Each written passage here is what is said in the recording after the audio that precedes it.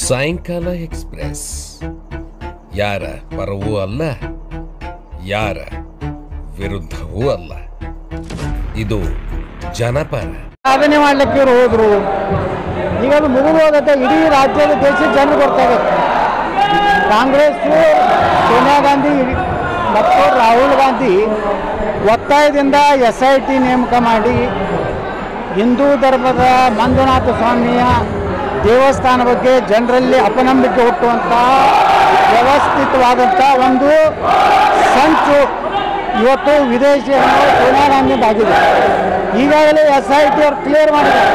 ಅಲ್ಲಿ ಏನೋ ಯಾವ ಕುರು ಸಿಕ್ಕಿಲ್ಲ, ಯಾವ ಬುರುಡೆ ಸಿಕ್ಕಿಲ್ಲ, ಯಾವ ಎಲು ಸಿಕ್ಕಿಲ್ಲ, ಯಾವುದೇ ಅತ್ಯಾಚಾರಕ್ಕೊಳಗಾದಂಥ ಯಾವುದೇ ಹೆಣ್ಮಗಳ ಶವ ಆಗಲಿ ಬುರುಡೆ ಏನೂ ಸಿಕ್ಕಿಲ್ಲ.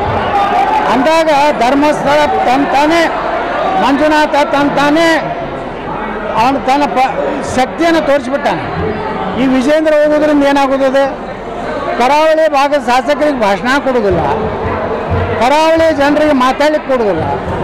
ಒಳ್ಳೆ ಹಿಂದೂ ಪರವಾಗಿ ಗಟ್ಟಿಯಾಗಿ ಮಾತಾಡೋಂಥವ್ರನ್ನ ಸ್ಟೇಜ್ ಮ್ಯಾಗ ಒಬ್ಬರೂ ಇಲ್ಲ. ಎಲ್ಲ ಪೋಕಳ ಯಾವೆಲ್ಲ ರಾತ್ರಿ DK ಶಿವಕುಮಾರ್ ಮನ್ಯಾಗ ಊಟ ಮಾಡಿ ಸಿದ್ದರಾಮಯ್ಯ ಮನ್ಯಾಗ ಮುಂಜಾನೆ 6ಕ್ಕೆ ಹೋಗಿ ನಾಷ್ಟ ಮಾಡಿ ಬರುವಂಥ BJP ನಾಯಕರು ನಡೆದಂಥದ್ದು. ಇದಕ್ಕೆ 7-8 ಸಾವಿರ ಮಂದಿ ಕೊಡಲ್ಲ, ಮಂದಿ ಇಲ್ಲ, ಬರೀ 7-8 ಸಾವಿರ. ನಾನು ನಿನ್ನೆ ಒಂದು ಘಟ್ಟಪ್ರಭಾ ಸಣ್ಣ ಹಳ್ಳಿಗೆ ಹೋಗಿದ್ದೆ, 4ರಿಂದ 5 ಸಾವಿರ ಮಂದಿ ಕೊಟ್ಟಿದ್ದೆ. ನಾಯನಲ್ಲಿ ಗಾಡಿ ಕೊಟ್ಟಿಲ್ಲ, ದಾರು ಕೊಟ್ಟಿಲ್ಲ, ಡಾಬಾ ಕೊಡ್ಕೊಂಡು ಏನಿಲ್ಲ.